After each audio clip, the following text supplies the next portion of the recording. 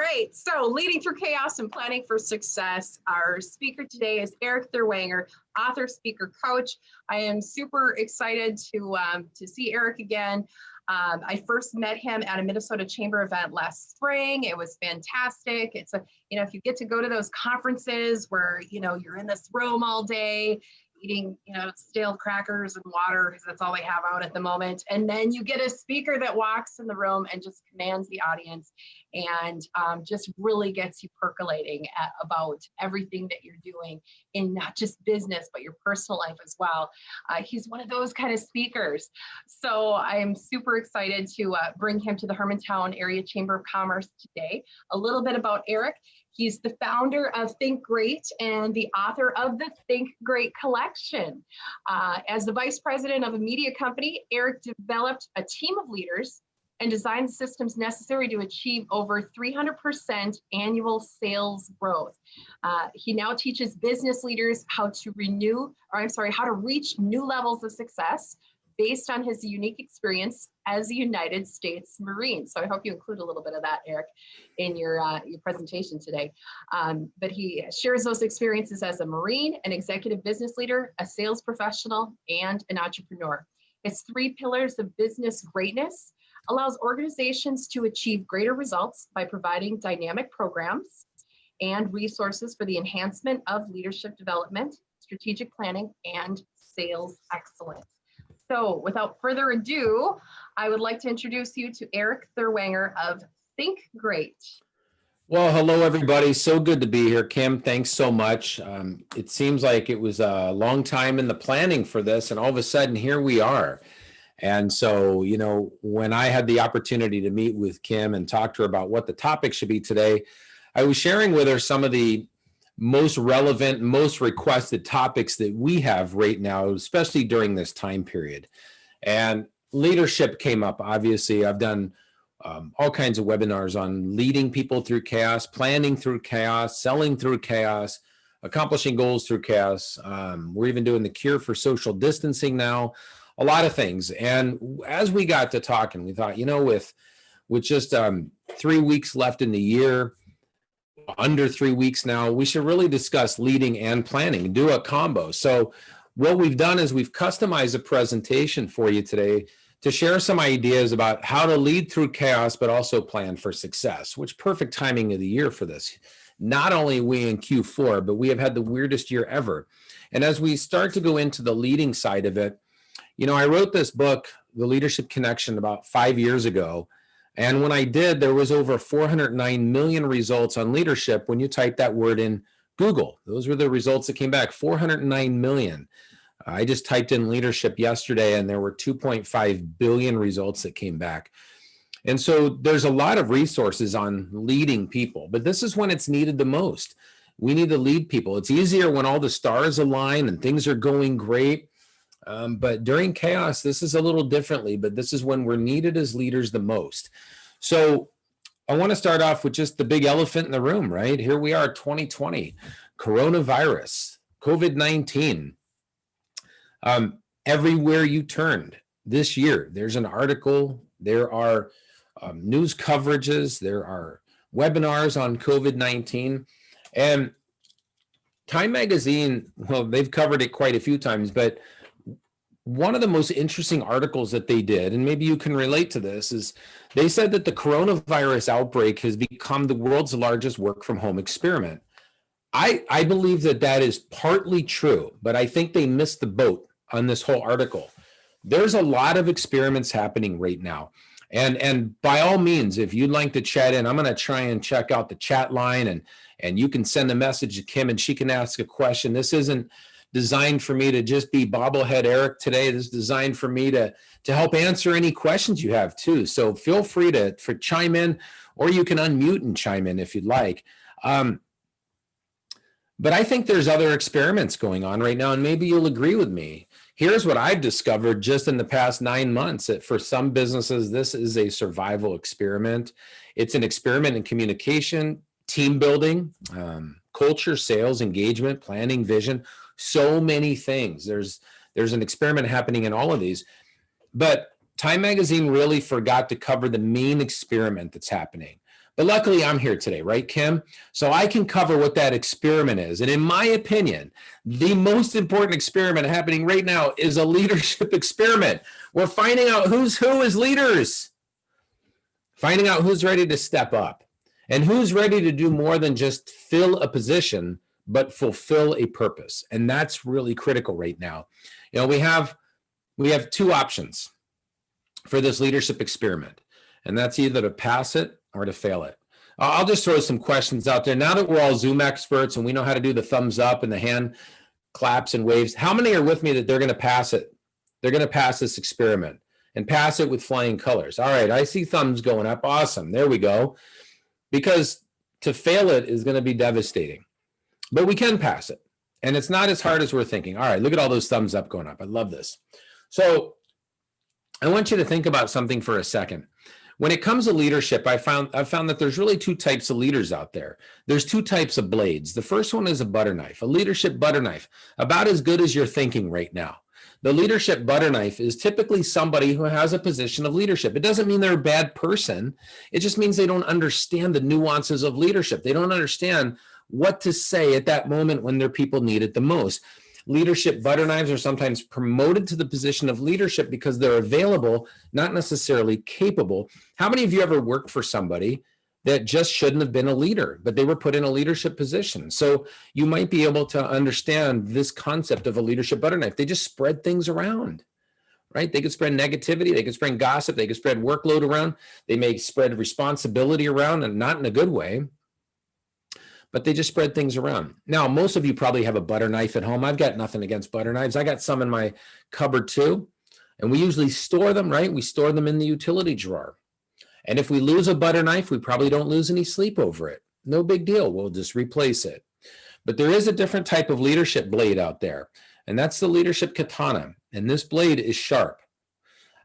How many of you would agree that in the world in general, in the world in business, we could use some more sharp leaders? Anybody with me on that? Especially during these challenging times. You know, we've never seen a time where division was so deep, right? And so the katana sword, it gets the job done right. It was the weapon of the ancient warrior, the samurai, and it certainly wasn't handed to him because he was available. He was capable. But this weapon is formed differently. This blade, just like the butter knife, starts off with metal, starts off with steel, but there's a process. And this blade has to go into the heat. Now, there's a reason I'm showing you this picture, this kiln. You have to put the blade into the heat, and it gets all hot, and it gets moldable. And then it comes out, and then it takes a pounding. How many of you have ever been in a leadership position where you just felt the heat of leadership? You just felt the pounding from your team. You know, this is leadership, right? And then after you take that pounding, you go back in, and you go into the heat, then you come out and get pounded again. But eventually you become forged. Leaders, I know that you are excited for COVID-19 to go away. You're probably excited that there's a vaccine and that the light at the end of the tunnel is closer now. But here's what I'm going to say. We're far from out of the woods. And as leaders, the vaccine is not the cure for our people. What's the cure for our people is leadership. And we got to guide them through this. And so even when the vaccine is here, we're still 6 to 12 months away from people really forming that normalcy again, right? There's going to be all different levels of it, but this is when we're needed the most. And we've got to stay focused. We have to stay sharp. We've got to go into the fire. And there's been no greater fire in the business world ever than COVID-19. Do I like COVID-19? No. Am I going to party like it's 1999 when it's over? Yes, I'm going to do all of that. But while it is here, it will allow you to be forged if you go into the fire. Now, what I always share with people is anytime there's chaos, there's some things from a leadership perspective that need to be moved to the forefront of our thoughts and our actions. There's things that we could all do, which the first one is we need to be the beacon of positivity. That makes sense. That makes total sense. When there's negativity out there, when there's fear and uncertainty, we need to be that beacon. We also need to promote forward thinking. That's why we need to share our vision right now. Talk about goals. Goal setting and planning is so critical for that, right? Because when you look at COVID-19, it's very much the here and now. Here's where we are. And people can get stuck in this, that today. We got to get them looking into tomorrow. Because I think you'd agree, how many would agree that this has been one of the craziest years in the history of your life? We've had COVID-19. We've tried to transition out of COVID-19, then came back for some extra restrictions, and then we'll transition out again. We've had civil unrest and an election year, which is still going on, evidently. This has been a phenomenally crazy year, and we can't sit back and hope for the best. So we have to promote forward thinking. We have to create a sense of urgency in our people. We're seeing performance dip in many, many people. We actually have the new term now, only 9 months in, virtual fatigue. How many of you have ever experienced virtual fatigue? Hopefully not on this call, right? But some of us have it out there. So we're getting virtual fatigue. We have to increase accountability, right? We've seen dips in accountability, and we need to celebrate accomplishments now more than ever. These are all things that need to be moved to the top of the pile for us. These were important before COVID-19, but they are a priority now. So these are the things that we want to focus on as leaders. In addition to that, I want you to understand this isn't my first bout with chaos. As Kim mentioned, I was in the Marine Corps, happened to be in from 87 to 91, so I served during the first Gulf War. So Desert Storm broke out, and there was chaos. And there were certain ways the military handles it. But I was also the vice president of a media company when that little thing called the Great Recession hit. And it was still during this time period that we grew to over 300%. So I've experienced chaos in the military. I've experienced chaos in the business sector. I've also experienced chaos on the home front. I've been my wife's caregiver through 4 different battles of cancer that she's had, 4 different cancers, 4 different times. She also suffered from cardiac arrest over 4 years ago, passed away from cardiac arrest while I was doing CPR, and then was brought back after the 3rd hit with the defibrillator after she'd been dead for 15 minutes. So I've had chaos many, many times. And as I look to how to handle it best, I look at the difference in how the military and the business sector prepares their people for chaos. Now, if you're a veteran, you'll understand this. If you're not, you'll still understand it. The military, from the moment we step in to boot camp or basic training, we are trained, developed, prepared to go into chaos. The business sector is a little bit differently. They do things differently. They are going to train you, develop you, prepare you to avoid chaos. There's no avoiding COVID-19. We have all been hit at different levels, whether the stay-at-home affects us, whether we've had somebody diagnosed with it, whether we can't see a family member, whether our children are being homeschooled part-time, all of the time, sometimes. We're all impacted differently.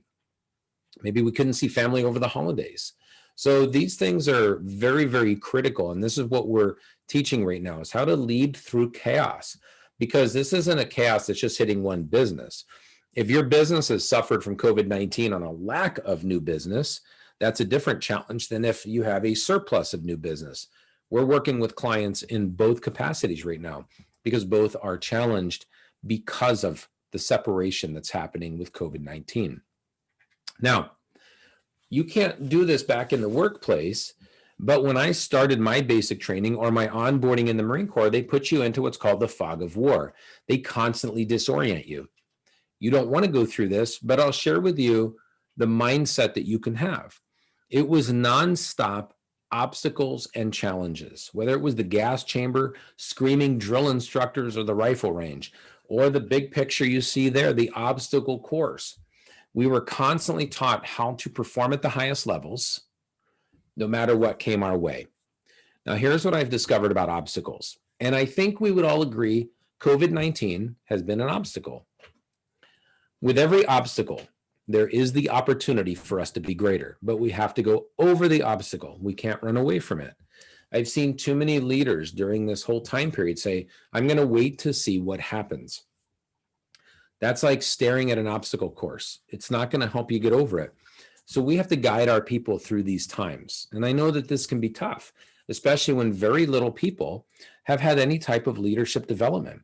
In fact, most statistics show that leadership development in most organizations is only 1% of their training time, which is not enough to get us to where we need to be. Hence, we go in and we transform leadership development into teaching people how to plant leadership seeds, just small little doses as people need it the most.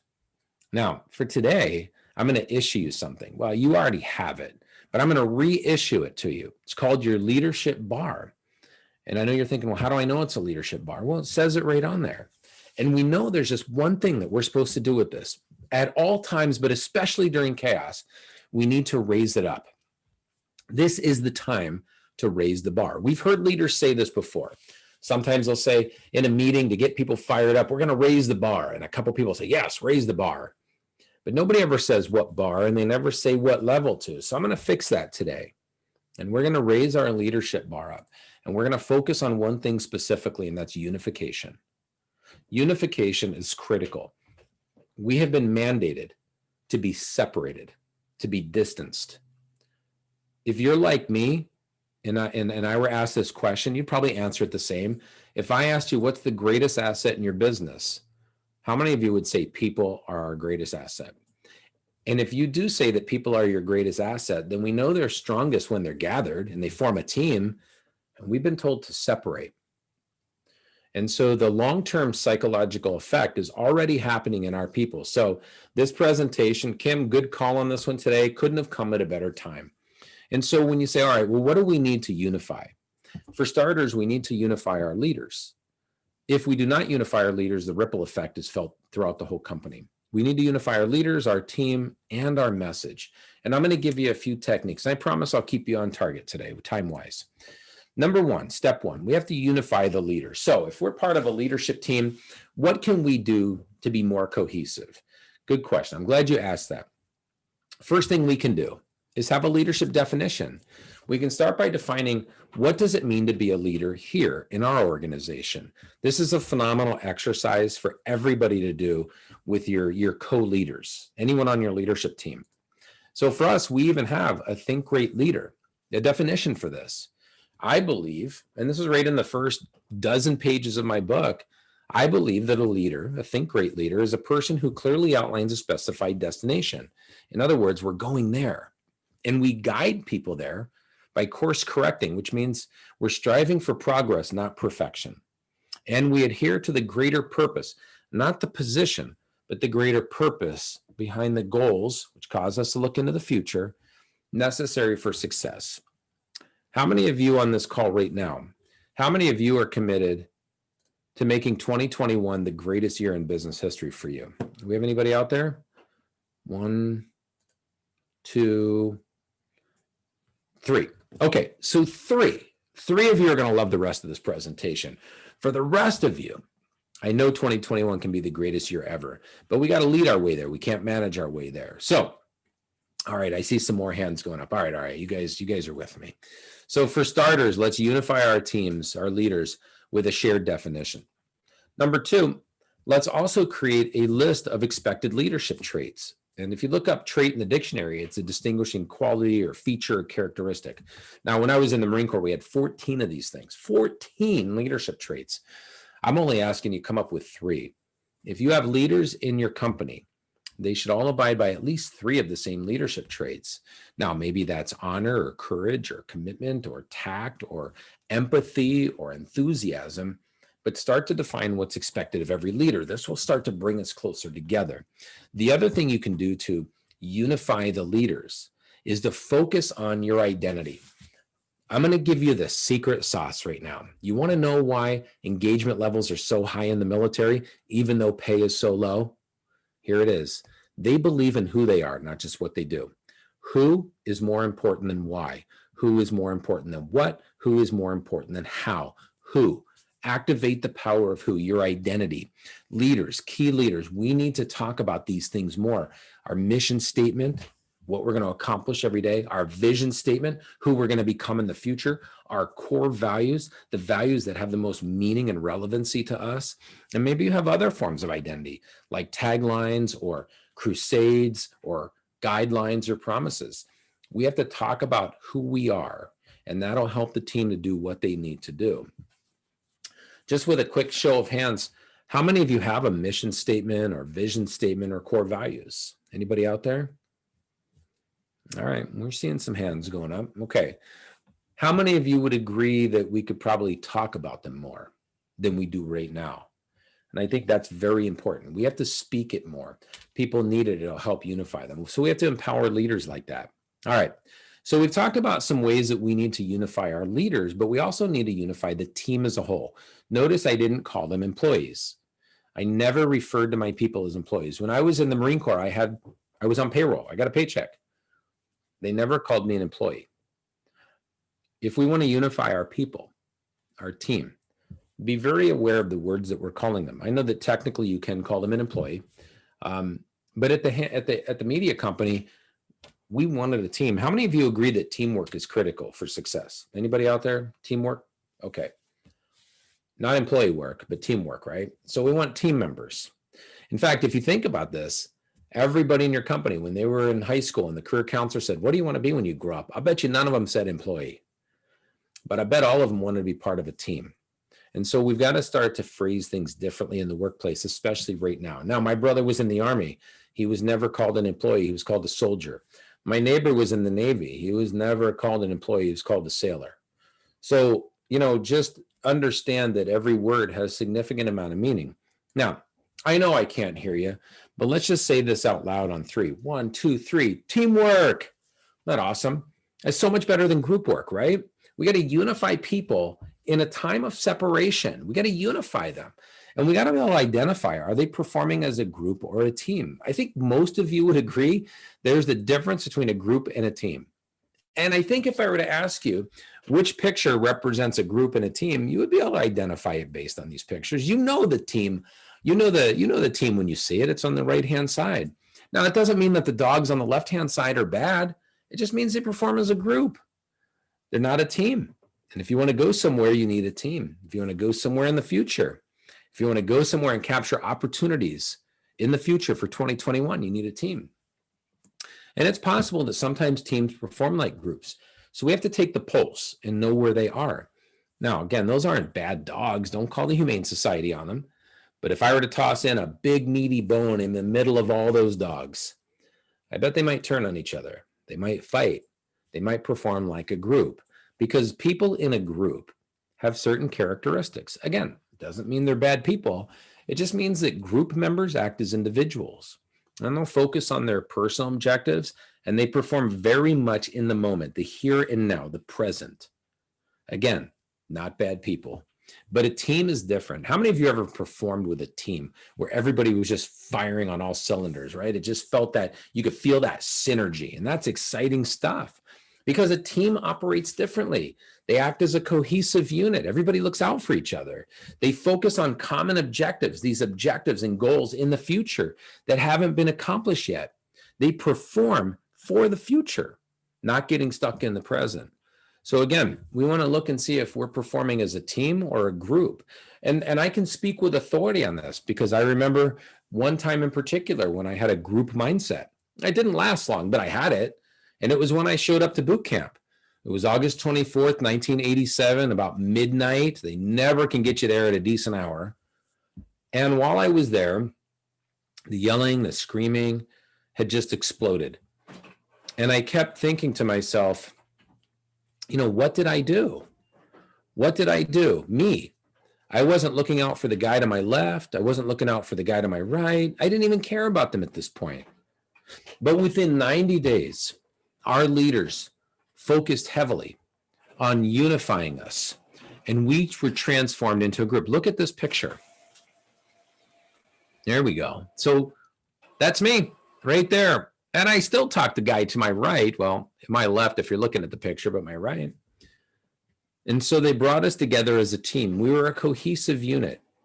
We focused on common objectives, and we performed for the future. And that was at 18 years old. Can you imagine? Imagine when you get a team of adults doing it nonstop, what you could accomplish. And this is a team that they were getting ready to send into chaos. Now, here's another way, and this is perfect timing right now. Another way to unify your people, your team, is to start setting goals. Talk to them about goals. You need to have goals set for your business. Find out about their goals, both personal and professional. Goals give hope. Goals inspire. In fact, every time I was my wife's caregiver, we set new goals. Why? Because goals happen in the future, and we can start looking into the future more. Now, I did tell you we're going to unify 3 things: our leaders, our team, and our message. And this is critical. The message has to be unified. And so often when people haven't been developed as leaders, many people are not able to share a unified message. And this is what our team needs the most. Now, let me ask you a question. Who do you consider to be a great leader? Now, we'll let you throw it in the chat line if you'd like to, but we'll see if we can get some chats going here. But when I say great leaders, who comes to mind? Anybody got somebody for me? Now, Kim said this was a very, very interactive, highly participatory team of people, not a group, a team. So who do you got? When you hear the phrase great leaders, who comes to mind? Or if you typed great leaders into Google, who might show up? Whose picture might you see?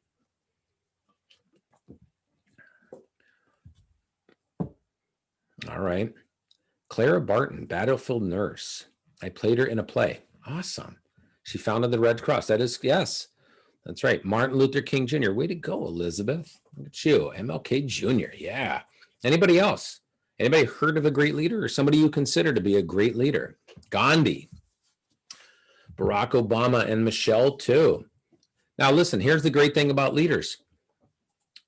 The ones that I'm going to show you, these are the ones that show up almost immediately on Google, but there's room for lots of others, right? Like Clara Barton should be up there. Well, there's Gandhi. So here's the big question. It's not if we consider these people great leaders. Winston Churchill yeah, I know. He had a little challenge facing him called the Nazis. Yeah, nothing too big, right? They just made a movie about that guy.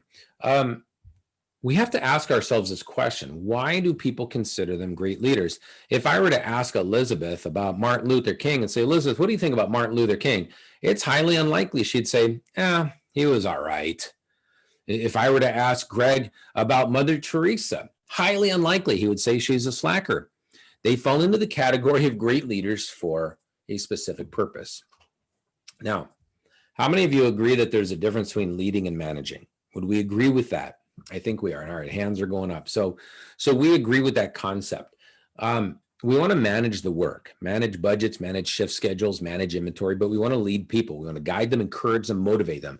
Now more than ever, these people were not known for their management skills, but a lot got managed in order to accomplish their vision. They were known for their leadership skills. In fact, most of them are not known for their job. They were known for the impact they made. Gandhi went to school. He went to college. He was a lawyer. Most people do not associate Gandhi with lawyers. They do associate him as a leader who made an impact. Right now, every single person on this webinar has the ability to do the same three things these great leaders did. The three common denominators of these great leaders are this. Number one, they went into the challenge. Remember the fire we talked about earlier? I think most of us would agree, as challenging as COVID-19 is, it's not as challenging as Nazis were to Winston Churchill, to oppression was to Martin Luther King, and many of the other challenges that those leaders faced. They went into those challenges. The only reason we know their names, they went into the challenge. They faced a challenge and went into it. And while they did it, they did the second thing. They stayed true to their vision. I mean, Mother Teresa, her focal point was the poor of Calcutta. And when she won the Nobel Peace Prize, she turned down the dinner because the dinner at that point in the 70s cost $100,000. She stayed true to her vision. But here's what I find. I love number three. I love what they did. They fostered a lifestyle of leadership. People wanted to follow them during the worst times. You know, there's so many business leaders who just have trouble getting people to show up to work on time, turning their cameras on Zoom. They have trouble getting them to follow the system, talk nice to their coworkers, whatever the case is. And they're on payroll. They're being paid. How much money did Martin Luther King Jr. pay people to follow him? Zero. Because he shared vision first, then told the steps that need to be taken. We know his vision. I have a dream. It was his vision first, steps next. Now, our message has to be very compelling. And I'm going to share with you our hero in the Marine Corps. His name's Chesty Puller, most decorated Marine in Marine Corps history. He fought in the bloodiest battles of World War II and the Korean War. And he wasn't our guy because he's the most decorated Marine in Marine Corps history. He's our guy because he knew what to say during challenging times. One in particular was in the 1950s.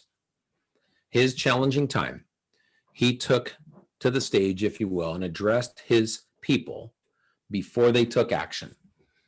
And at this time period, very much like Minnesota, it was very cold. They were running, in fact, it was sub-zero temperatures. They were running out of food. They were running out of ammunition. Backup was not on the way. All hope seemed lost. You may know people like that right now. All hope seems lost. And he got up and addressed them. And he started off by being very crystal clear. And he said, Marines, they're in front of us, behind us, and we're flanked on both sides by an enemy that outnumbers us 29-1. I don't know about you, but I feel worse after hearing that speech. But it's crystal clear. There's no misunderstandings, no misinterpretations, but he didn't stop there. Once he addressed the elephant in the room, he said 7 words. He said, they can't get away from us now. When he said those words, it didn't get warmer. More bullets didn't show up. More food didn't show up. More Marines didn't show up. He just had a unified message. And he even said to them, he says, hey, listen, I want you to fight with me, not so we can get promoted, not so we can get paid more, not so we can get more medals. I want you to fight with me so we can go home. And they did. And yeah, we lost about 850 plus Marines during that battle. But his Marines also took out 35,000 enemy troops. And many of those Marines made it home. Now, I'm not saying for you to tell your people we're going to go home tonight. They're probably already home and probably have virtual fatigue. But you do need to come up with your words. What do they need to hear the most from you right now? We got to unify our message with all of our leaders. Now, here's one thing we can all do, and we don't have to be in combat to do it. But the Atlanta Journal-Constitution did a study of employees, 19,000 of them, but we call them team members. And they asked a very simple question: why do you stay at your place of employment? And the number one answer of 19,000 people was said by 71%. 71% of 19,000 people had the same number one answer. The other 29% had it at number 2 or 3. And they said a feeling. They said, I feel appreciated. So I want to ask you a question right now. How much does it cost to show appreciation? We know the answer, right? 0, zip, zilch. So right now, I want you to think about somebody you can call up right after this webinar and not just say thank you, not just say attaboy or attagirl, but say, Kim, I want you to know how much I appreciate you. I appreciate everything you are doing for every member of this chamber. I appreciate the actions you have taken to make this happen tonight. I want to let you know how much I appreciate you. That is what people want to hear. And we are in an environment where you haven't even seen the webinar I have on the cure for social distancing. The mass exodus from the workforce to new places of employment is about to happen. See me on that one.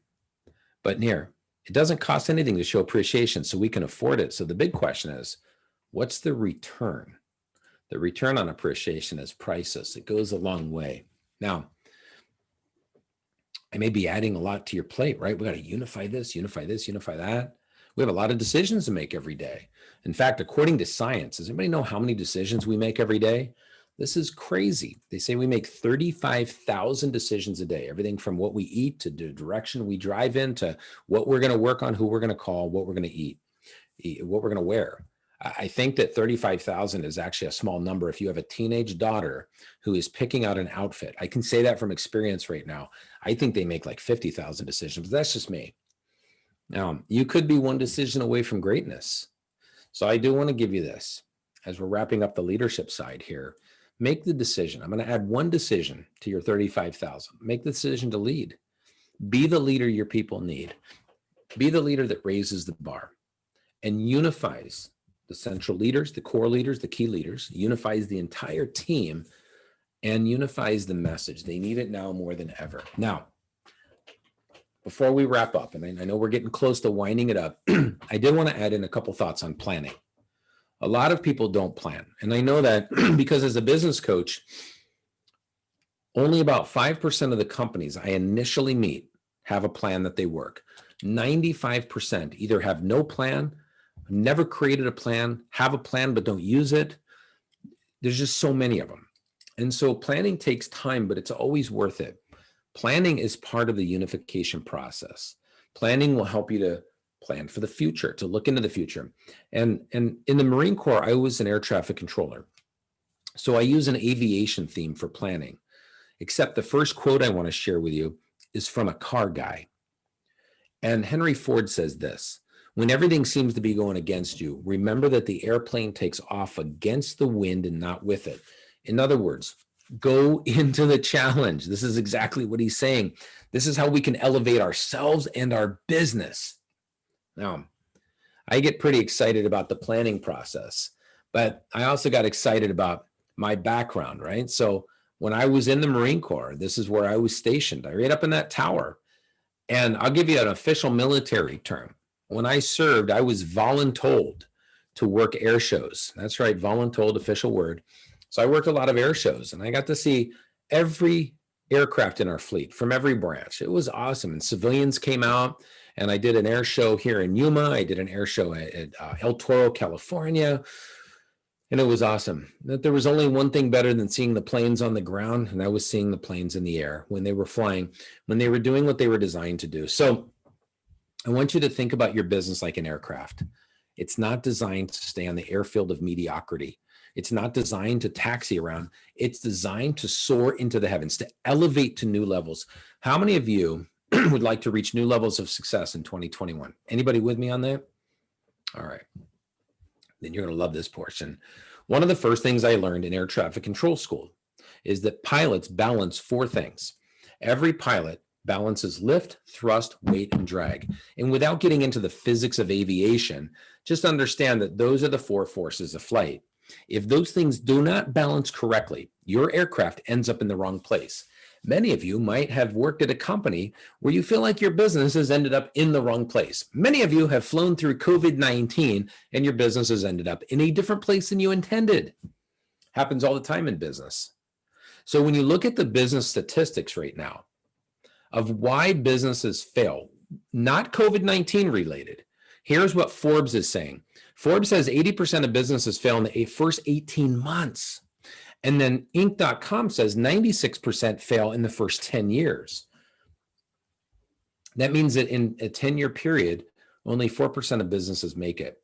So there's all kinds of studies and theories on the reasons for failure. Again, we're not even talking about COVID-19 right now. These are some of the reasons for failure, and they do make sense. Obviously, if you can't innovate, you have no sales system, no accountability, so on and so forth. It'd be easy to fail. Those are not the two main reasons. According to these organizations, the two main reasons that businesses fail, and these are big, is a lack of a plan and a lack of a leadership team to carry it out. So what if you had a plan? And what if you had strong leaders to carry it out? Where could you go? And let me just say this is not the time to wing it. We are coming out of COVID-19. We are going into the great unknown called 2021. There are going to be so many opportunities out there for the right business leaders. And we want to know where we're going. Our teams want to know where we're going. People are already starting to transition out of businesses, literally leaving their jobs and trying to find someplace else where there is more stability.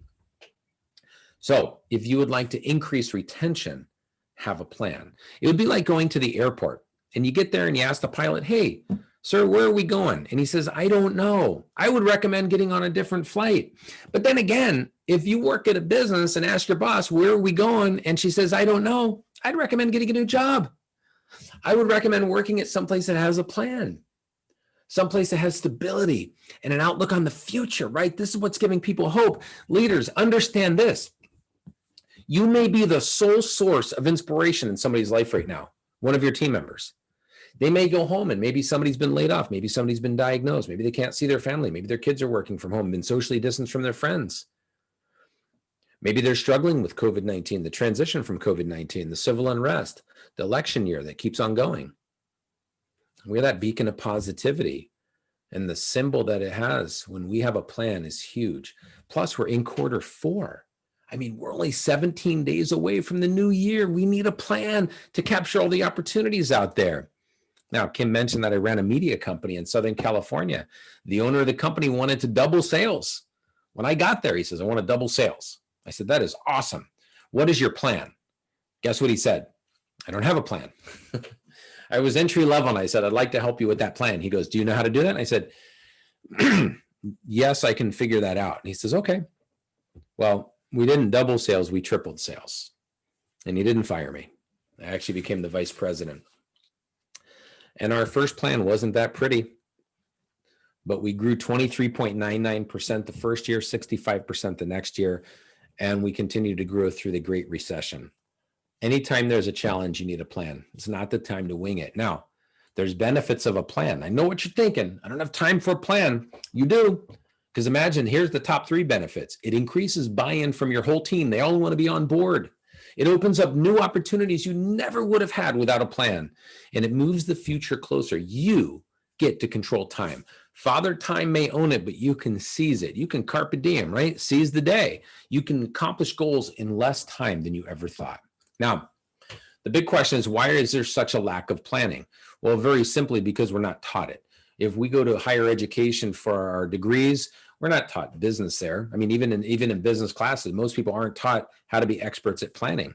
I went to film school. I used my GI Bill and I went to film school. I studied movies, not business, but I was going into the movie business. Lawyers study law, doctors study medicine, designers study fashion, scientists study, science. But they're not taught business. In a room of 500 people, I'll ask the question, how many have been formally trained to create a plan? Very few people raise their hand. So we may not know how exactly. So we avoid it. Then there's also so many plans, business plans, operation plans, sales plans, marketing plans, plan. Too many plans to choose from, like a smorgasbord of plans. But why do we need a plan? Because most people have really good intentions. Most people don't show up for work trying to screw things up or trying to miss opportunities. But just like this dog, he has good intentions, just got a bad result. He fetched the stick. It was the wrong stick. How many of you ever worked with a leader that had good intentions, but just got bad results or the results that they weren't really hoping for? You need a plan. And here's something you can do right now. You can answer these 3 questions and you can know if you're going to be a great business aviator, if you can push the throttle forward and elevate your business. Number 1, are you committed to achieving greater results? Number 2, are you open for new and dynamic ideas as we go into a new and dynamic year, a new and dynamic world? How many of you are also, number 3, ready to take immediate actions? You are ready to take action on whatever it needs to be done to achieve greater results. This is where we need, and if you can do that, if you can do those 3 things, you can be the maverick of your business. Yes, not Goose because he didn't make it, but you can be the maverick. Now, here's some other factors involved with having a plan. It increases belief level. At a time when people's thoughts may not be where you want them to be. You know the phrase, seeing is believing. Vedere est credere, as they say in Latin. It was first said in 1639 because it's that powerful of a statement that when we see things, we tend to believe them to be true, even if they're unlikely. Just like seeing our plan. We may have some really huge goals in there that seem impossible, but seeing is believing. You know, neuroscientists say that up to 80% of our brain's processing power goes to our visual senses. What are we showing ourselves? What are we showing our people? Are they just looking at the news? Are they just looking at social media? Or are we showing them a plan for the future? Now, your plan is not a document. It is not supposed to be a collection of pages. Your plan is a visual representation of the goals needed to go there. It's a detailed account of the steps to get there. And most important, when you have a plan, it's a confirmation of your commitment level. People know that you as a leader are on board. And here's what's simple. I've been into so many businesses that actually have a plan started, but they're not doing anything with it because it becomes too complex. You're only answering 3 questions in your plan. Number 1, where are we going?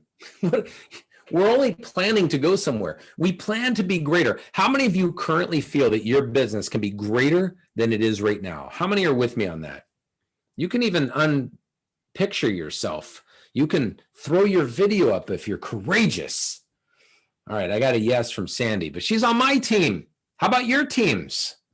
How many of you feel your business can be greater? Look, there's Kim. We can see her. We gotta be confident about this. We know we can be greater, right? So we gotta say, hey, here's where we're going. And then the next question is, how are we gonna get there? That's a legitimate question for a plan. And then how many parents do we have out there? How many people are parents? They got kids. Kim, I know you got kids. Anybody else have kids or heard of kids? How many have heard of kids? I'm going to see if I get some. I'm trying to get some participation here. Okay, wait a minute. Woo, there you go, Kim. Kim's heard of kids or has them. Alyssa, great. Come on, don't leave me hanging here. Don't leave me hanging, Hermantown Chamber. Come on now. You are as interactive as the rest of the chamber. There you are, Elizabeth. All right, come on now. I got to push some buttons here. All right. Now, if we got kids, how many of you ever done a road trip with your kids? Anybody ever taken a road trip with the kids? What's the one question they keep asking from the back seat? What do they ask? Are we there yet? Are we there yet? Are we there yet? It's like on instant replay. So leaders, we need to know where we're going. We need to know how we're going to get there. And most importantly, we have to assign a timeline. When do we arrive? This is critical. Now, I know what you're thinking. Starting a plan can be tough. Well, it's not. And I'm going to share with you the greatest strategic planning tool that has ever been created. Does anybody know what this is? It is a napkin. Yes. It's awesome. And if you don't have any, you're like, dang, I wanted to start my plan, but I don't have any napkins. You can get 300 of these at Walmart for like $2. How awesome is that? Then you just grab a pen and you're ready. Now, how many of you have seen the movie Toy Story? Anybody seen that movie? Came out a long time ago, the first one, Toy Story, right? And what company did Toy Story? Does anybody know the company that produced Toy Story? It was their first feature film and it was hugely successful. That was Pixar. There's a reason for this. Pixar wanted to be greater than Toy Story. Pixar wanted to do more than just make sequels. Their next logical film was Toy Story 2, but they wanted to be greater. They wanted to be better. And that's what we have the opportunity to do. So they went out to lunch, the director and 3 of the creatives. And the director, John Lasseter, said, well, how can we be greater? They had no strategic planning background. One of the guys grabbed a napkin and they started throwing out some ideas for the future. And as he started to sketch this out, the idea for one of their next films came to mind. Does anybody know what movie that became? Any thoughts on that one? There you go. Alyssa nailed it, right? Became A Bug's Life. Okay, leaders, all you have to do is ask yourself a question. How can we be greater? That starts your plan because you don't plan to be worse. Is that correct? We're planning to be greater. So we have to answer that question. So while they were sitting there, they not only got the idea for A Bug's Life, they got the idea for Monsters, Inc., a little film called Finding Nemo, and WALL-E. If you take out all of the merchandise, all of the TV rights, all of the cable rights, and you add up box office ticket sales, those 4 movies, that one napkin generated $2.5 billion in sales. But it led to some sequels. Finding Nemo had a sequel called Finding Dory. Does anybody know how much money Dory found? Dory found $1.1 billion on her own. Toy Story 3, $1.3 billion. Toy Story 4, $1.4 billion. Leaders, sometimes we need to slow down to speed up. That's a plan. We have to. So here's what I want to ask you right now as we're bringing it all home. I want you to find a napkin, not right now, when we're finished. Find a napkin, find a pen or a piece of paper, and I'm going to ask you a question. I'm going to ask you 2. How many feel your company can be greater? Let me just see the show of hands, right? How many feel your organization can be? Okay, great.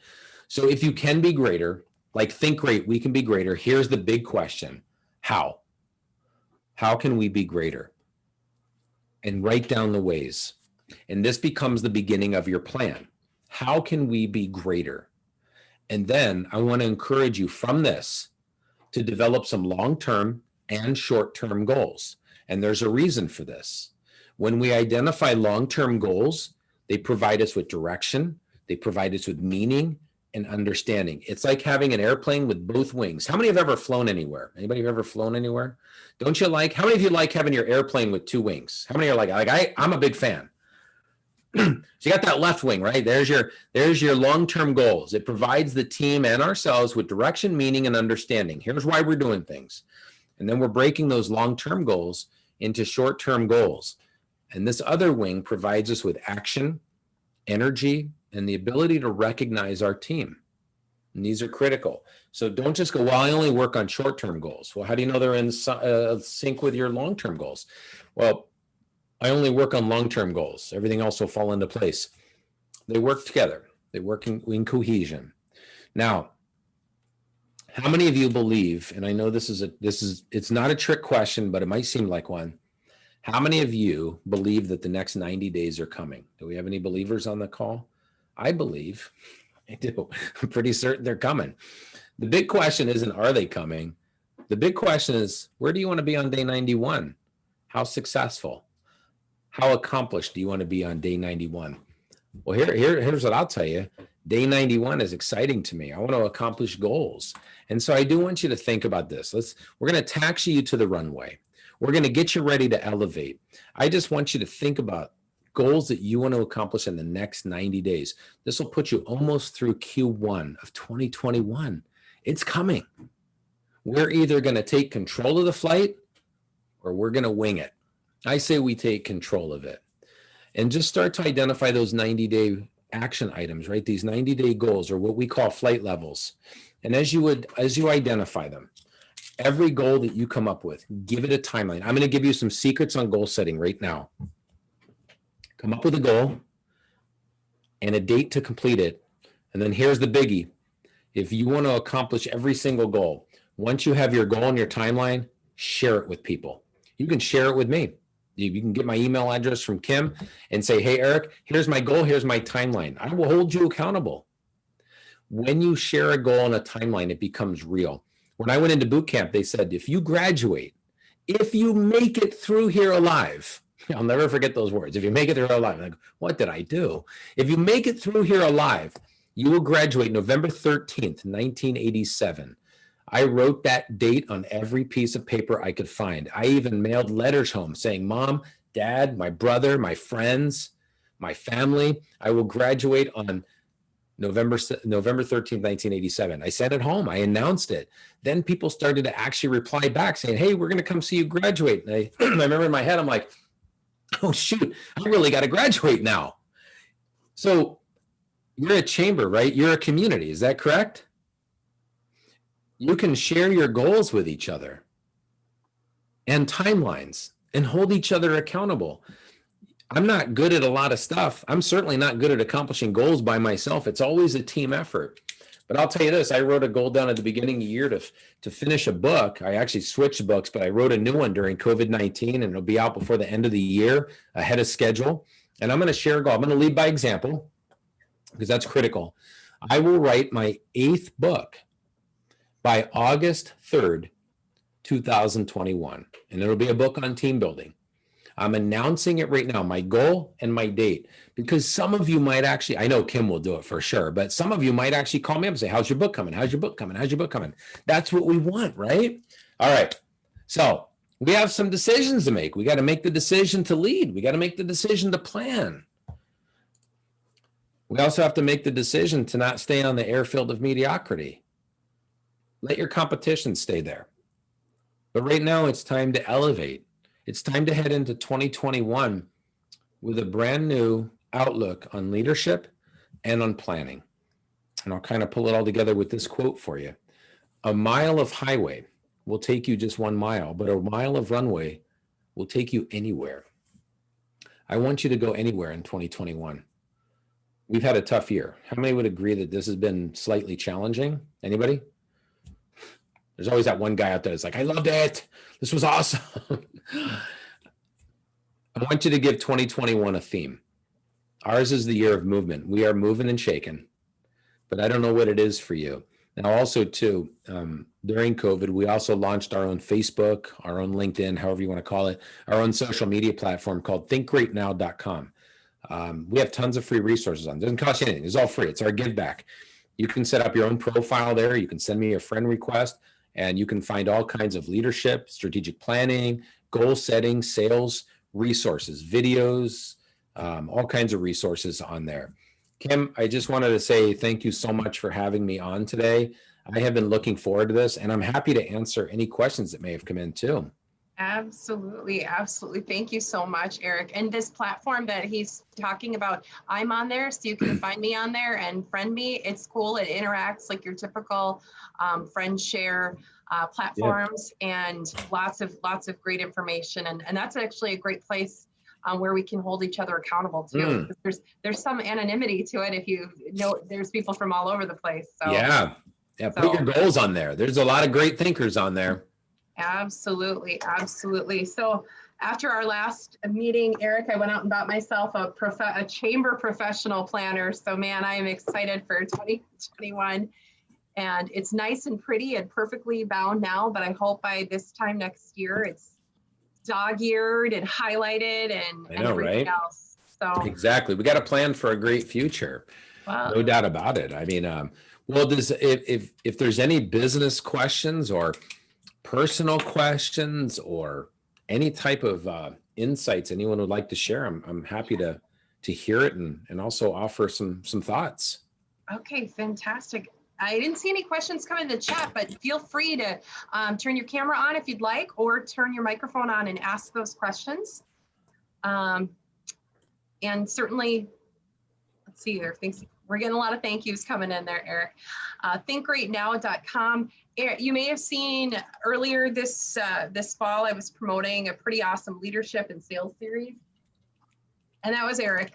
It was fantastic. I was honored to be able to be a part of that. So when we share that information about those coming up again, I hope you take advantage of it.